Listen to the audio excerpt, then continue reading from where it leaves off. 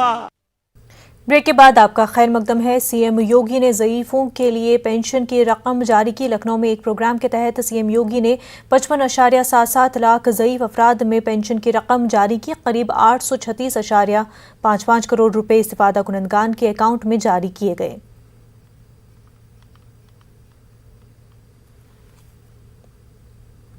मैं सबसे पहले वृद्धावस्था पेंशन प्राप्त कर रहे प्रदेश के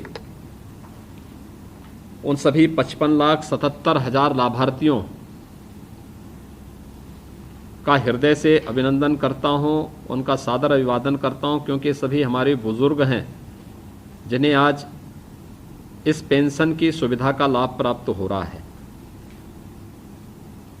मुझे बताते हुए प्रसन्नता है कि जो नए लाभार्थी हैं जिन्हें पहली बार पेंशन की सुविधा का लाभ प्राप्त हो रहा है, इसमें 4,56,000 ऐसे नवीन लाभार्थी हैं जिनके खाते में पहली 3 तिमाही का 1,500 रुपया उनके खाते में भेजा जा रहा है।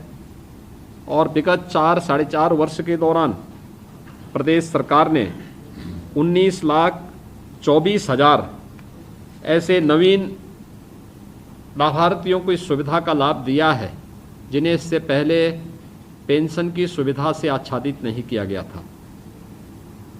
सरकार की कल्याणकारी योजनाओं का लाभ हर एक गरीब को, हर एक किसान को, हर एक वृद्धजन को, हर एक निराश्रित महिला को प्राप्त हो, ये सरकार की मंशा है।